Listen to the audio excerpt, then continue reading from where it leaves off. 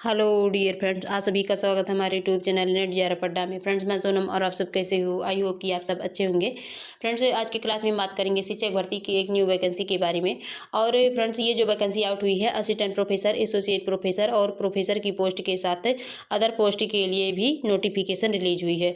और इसके साथ ही फ्रेंड्स, इस फॉर्म को अप्लाई करने की जो लास्ट डेट है तो 8/11/2024 है।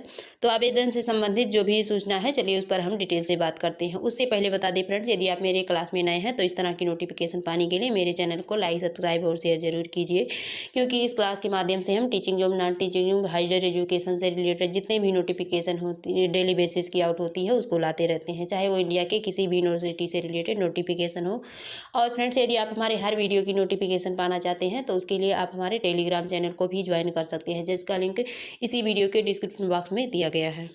तो ये है इसकी notification friends, Madan Mohan Malviya university of technology, जो कि गोरखपुर में है, यूपी में। और फ्रेंड्स, इस फार्म की नोटिफिकेशन भी जल्दी रिलीज की गई है 5 अक्टूबर को। और इसके साथ ही फैकल्टी पोजीशन के लिए देखिए असिस्टेंट प्रोफेसर, एसोसिएट प्रोफेसर और प्रोफेसर के लिए नोटिफिकेशन रिलीज हुई है। और ये कॉन्ट्रैक्चुअल बेसिस की है फ्रेंड्स, रेगुलर बेसिस वाली नहीं है, 5 ईयर्स के लिए है। और इसके साथ ही अदर पोस्ट जैसे कि controller of examination, programmer and deputy librarian के लिए भी इसमें नोटिफिकेशन रिलीज हुई है।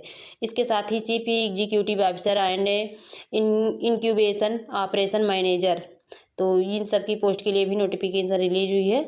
और ये इसकी ऑफिशियल वेबसाइट की लिंक है, वैसे इसकी लिंक आपको इसी वीडियो के डिस्क्रिप्शन बॉक्स में मिल जाएगी फ्रेंड्स। और इस फॉर्म को अप्लाई करने की जो लास्ट डेट है तो 8/11/2024।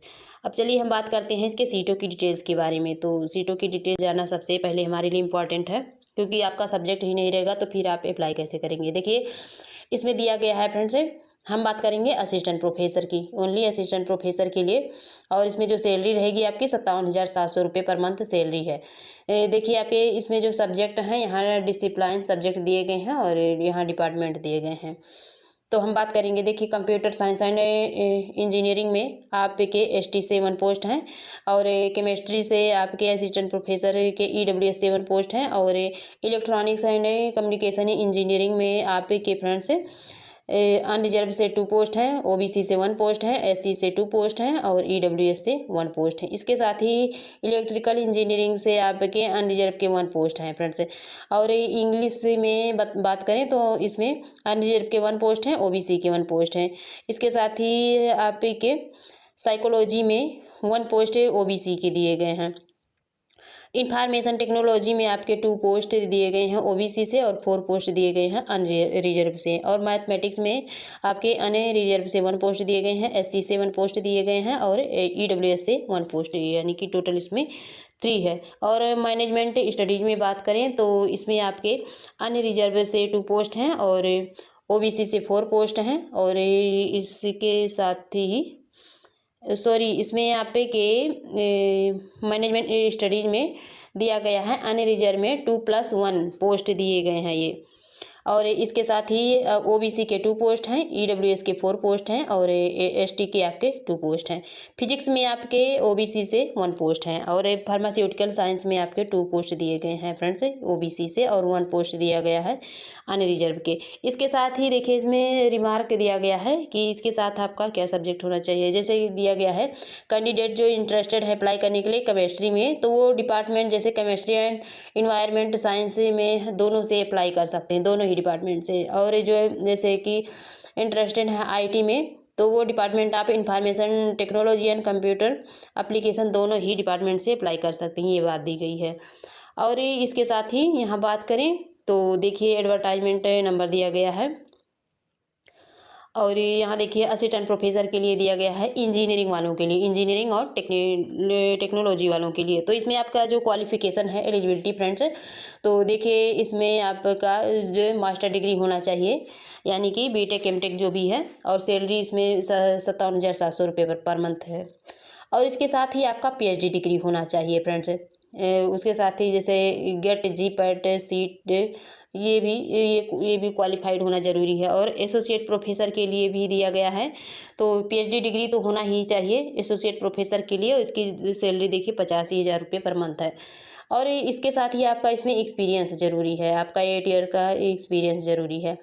6 रिसर्च पब्लिकेशन है, ये सारी इंपॉर्टेंट बातें हैं। प्रोफेसर की तो इसमें 10 ईयर्स की हो जाती है आपकी एक्सपीरियंस है।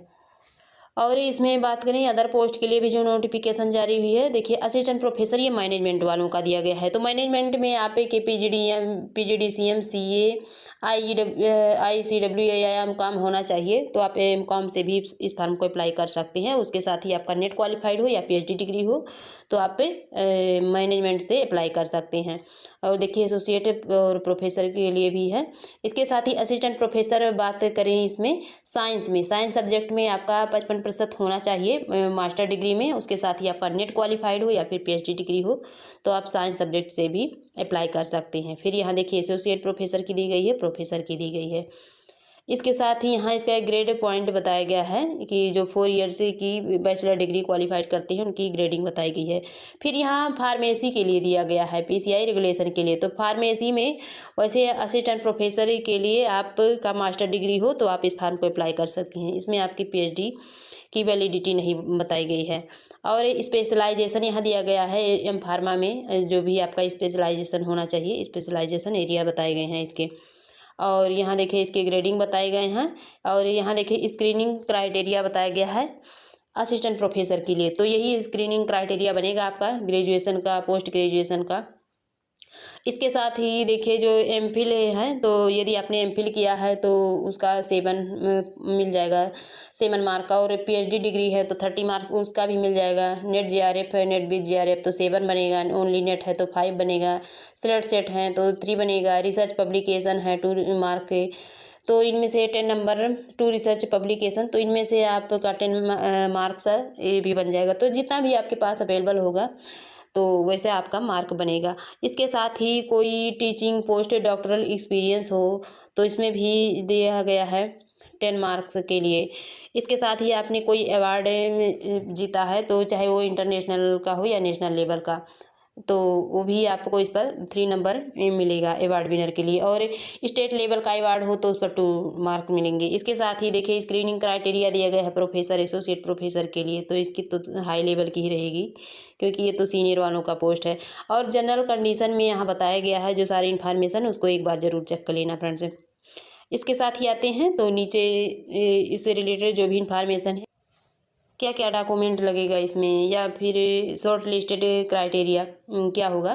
तो शॉर्ट लिस्टेड क्राइटेरिया वही आपका जो मार्क बताया गया है उसी पर शॉर्ट लिस्टेड किए जाएंगे कैंडिडेट्स, फिर वो इंटरव्यू के लिए बुलाए जाएंगे।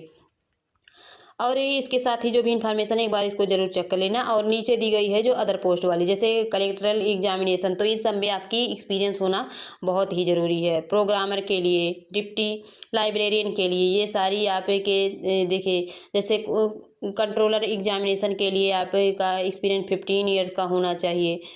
प्रोग्रामर के लिए भी एक्सपीरियंस आपका होना ज़रूरी है 7 ईयर्स का। डिप्टी लाइब्रेरियन के लिए भी। तो इन सब के लिए यदि आप फिलअप करना चाहते हैं तो कर सकते हैं, पर आपकी एक्सपीरियंस होना बहुत ही ज़रूरी है, तभी आप कर पाएंगे, नहीं तो नहीं कर पाएंगे फ्रेंड्स। तो इसमें इतनी ही इन्फॉर्मेशन है फ्रेंड्स। और वैसे असिस्टेंट प्रोफेसर से रिलेटेड तो कोई इन्फॉर्मेशन नहीं है।